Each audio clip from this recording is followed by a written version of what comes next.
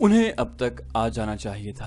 खालिद ने अक्रिमा और सफ़वान से कहा, हम इतनी जल्दी खंदक नहीं खोद सकते, हम खंदक का सहारा लेकर नहीं लड़ेंगे। अक्रिमा ने कहा, हम उनके महासरे पर हमले करेंगे। सफ़वान ने कहा, उनके पांव जमने नहीं देंगे। सूरज गुरूब हो गया है, रात गहरी होने लगी, कुछ भी न हुआ। मक्का में जिंदगी बेदार और सरगर्म रही, जैसे वहां रात आई ही न हो। औरतों, बच्चों और बूढ़ों के कलों जैसे मकानों में मुंतकिल कर दिया गया था, और जो लड़ने के काबिल थे वो अपने सालारों की हिदायत पर शहर के इर्द गिर्द अपने मोर्चे मजबूत कर रहे थे। रात आधी गुजर गई, मदीना वालों की आमद के कोई आसार न आए। फिर रात गुजर गई। खालिद अबू सुफियान ने पूछा, कहाँ है वो?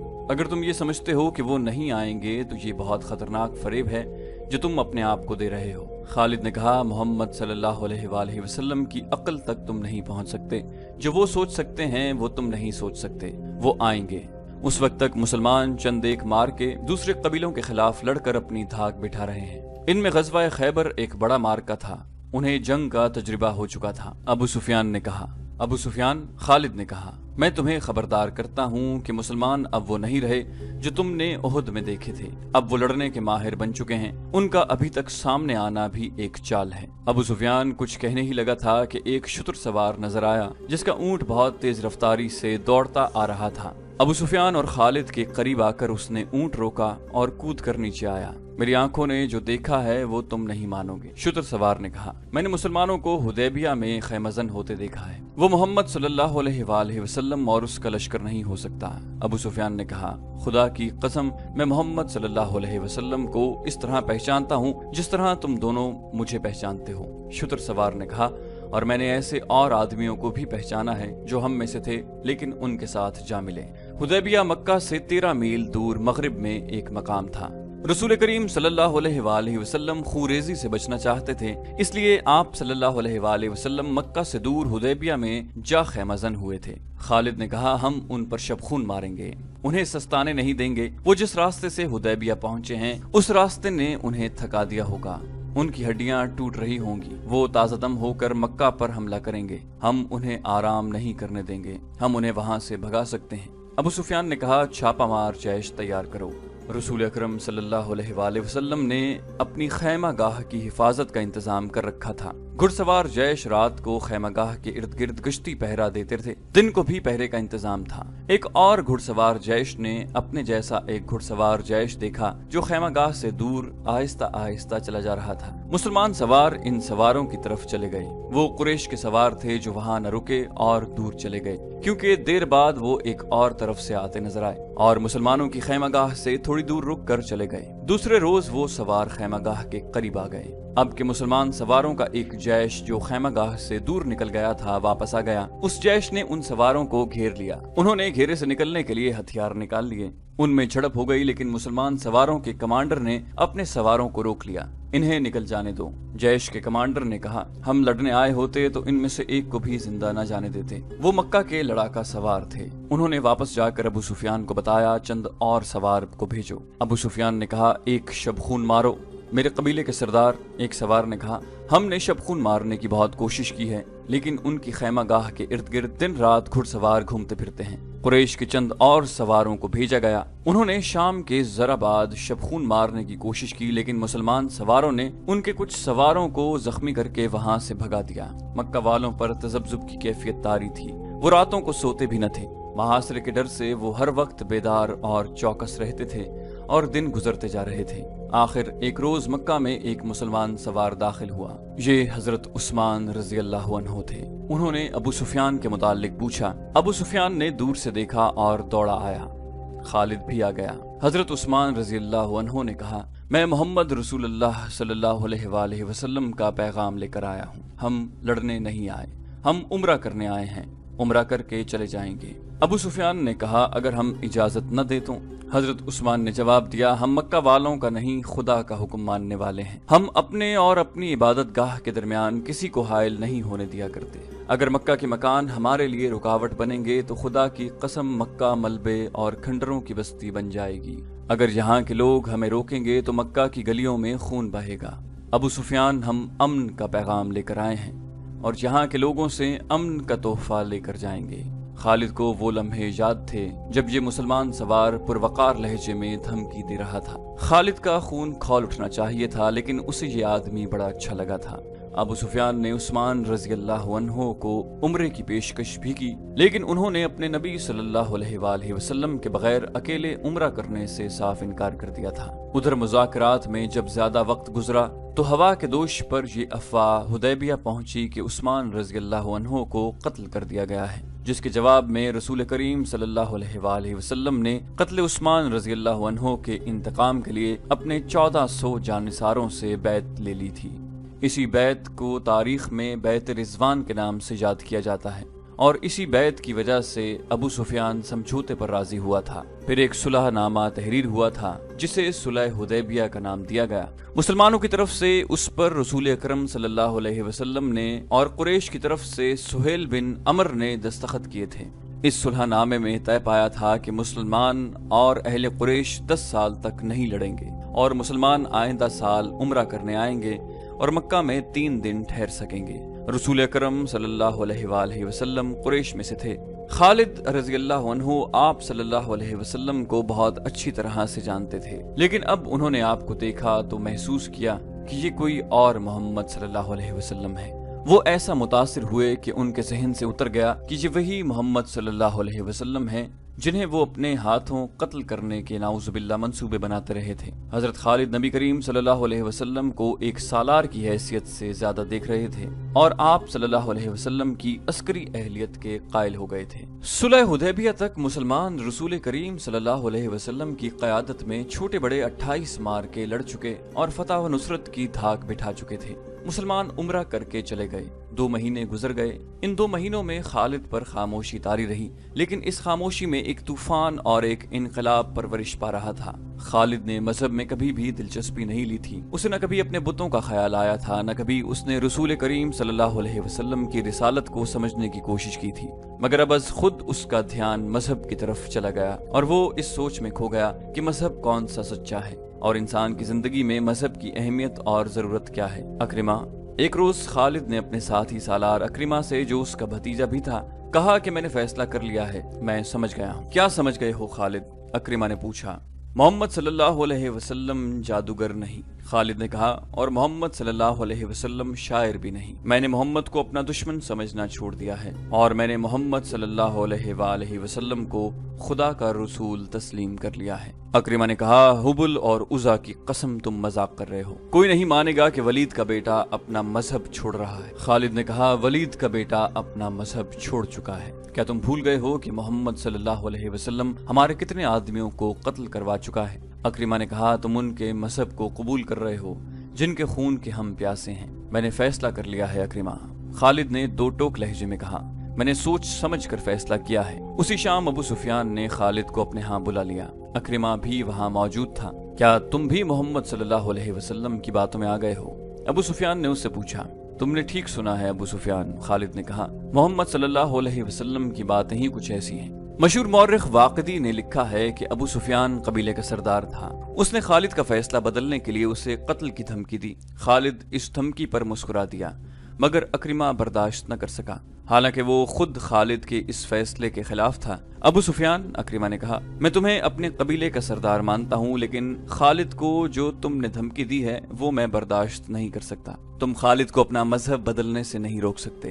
اگر تم خالد کے خلاف کوئی کارروائی کرو گے تو ہو سکتا ہے میں بھی خالد کے ساتھ مدینہ چلا جاؤں۔ اگلے ہی روز مکہ میں ہر کسی کی زبان پر یہ الفاظ تھے، خالد بن ولید محمد صلی اللہ علیہ وسلم کے پاس چلا گیا ہے۔ خالد یادوں کے ریلے میں بہتا مدینہ کو چلا جا رہا تھا۔ اسے اپنا ماضی اس طرح یاد آیا تھا جیسے وہ گھوڑے پر سوار مدینہ کو نہیں بلکہ پیادہ اپنے ماضی میں چلا جا رہا تھا۔ اسے مدینہ کے اونچے مکانوں کی منڈیریں نظر آنے لگی تھی۔ خالد، اسے کسی نے پکارا، لیکن اسے گزرے ہوئے وقت کی آواز سمجھ کر اس نے نظر انداز کر دیا۔ اسے گھوڑوں کی ٹاپ سنائی دی، تب اس نے دیکھا اسے 2 گھوڑے اپنی طرف آتے دکھائی دیے۔ وہ رک گیا، گھوڑے اس کے قریب آ کر رک گئے۔ ایک سوار اس کے قبیلے کا مشہور جنگجو عمر بن العاص تھے، اور دوسرے عثمان بن طلحہ۔ دونوں نے ابھی اسلام قبول نہیں کیا تھا۔ کیا تم دونوں مجھے واپس مکہ لے جانے کے لیے آئے ہو؟ خالد نے ان سے پوچھا۔ عمر بن العاص نے پوچھا، تم کہاں جا رہے ہو؟ خالد نے پوچھا تم دونوں کہاں جا رہے ہو؟ خدا کی قسم ہم تمہیں بتائیں گے تو تم خوش نہیں ہوگے، عثمان بن طلحہ نے کہا۔ ہم مدینہ جا رہے ہیں۔ عمر بن العاص نے کہا بات پوری کرو عثمان۔ خالد ہم محمد صلی اللہ علیہ وآلہ وسلم کا مذہب قبول کرنے جا رہے ہیں۔ ہم نے محمد صلی اللہ علیہ وآلہ وسلم کو خدا کا سچا نبی مان لیا ہے، پھر ہم ایک ہی منزل کے مسافر ہیں۔ خالد نے کہا آؤ اکٹھے چلیں۔ یہ 31 مئی 628 عیسوی کا دن تھا جب تاریخ اسلام کے دو عظیم جرنیل خالد بن ولید رضی اللہ عنہ اور عمر بن العاص رضی اللہ عنہ مدینہ میں داخل ہوئے۔ ان کے ساتھ عثمان بن طلحہ رضی اللہ عنہ بھی تھے۔ تینوں رسول کریم صلی اللہ علیہ وآلہ وسلم کے حضور پہنچے۔ سب سے پہلے خالد بن ولید رضی اللہ عنہ اندر گئے، ان کے پیچھے عمر بن العاص اور عثمان بن طلحہ رضی اللہ عنہ گئے۔ تینوں نے قبول اسلام کی خواہش ظاہر کی۔ رسول اللہ صلی اللہ علیہ وآلہ وسلم اٹھ کھڑے ہوئے اور تینوں کو باری باری گلے لگایا۔ شہیدوں کو دل سے اتار دیں۔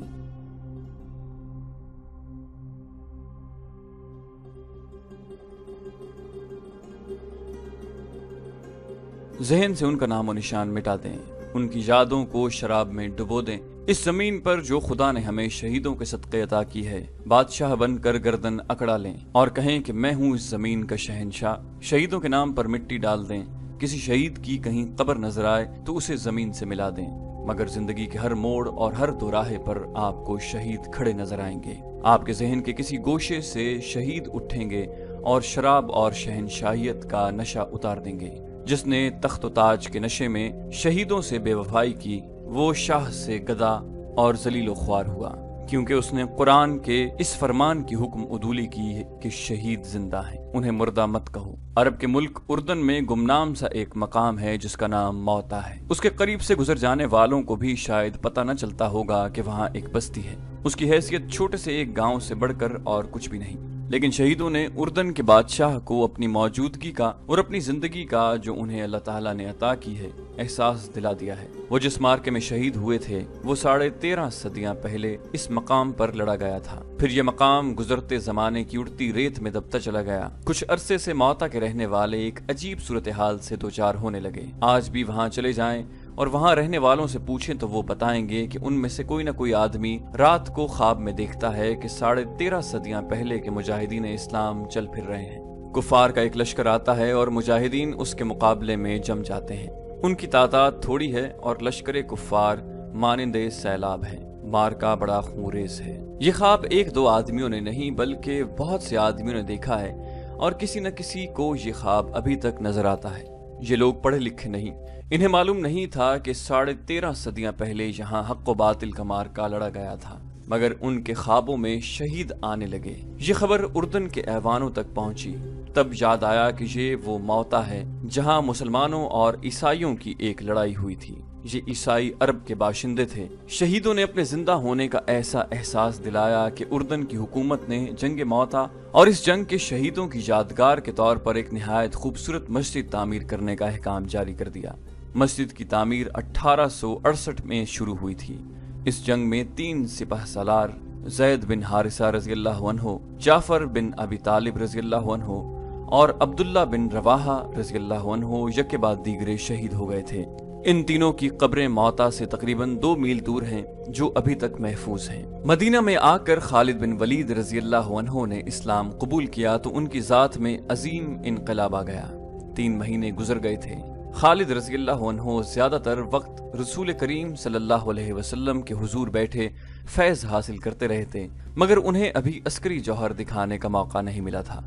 وہ فن حرب و ضرب کے ماہر جنگجو تھے۔ ان کا حسب و نسب بھی عام عربوں سے اونچا تھا، لیکن انہوں نے ایسا دعویٰ نہ کیا کہ انہیں سالار کا رتبہ ملنا چاہیے۔ انہوں نے اپنے آپ کو سپاہی سمجھا اور اسی حیثیت میں خوش رہے۔ آج کے شام اور اردن کے علاقے میں اس زمانے میں قبیلہ غسان آباد تھا، جو اس علاقے میں دور تک پھیلا ہوا تھا۔ یہ قبیلہ طاقت کے لحاظ سے زبردست مانا جاتا تھا، کیونکہ جنگجو ہونے کے علاوہ اس کی تعداد بہت زیادہ تھی۔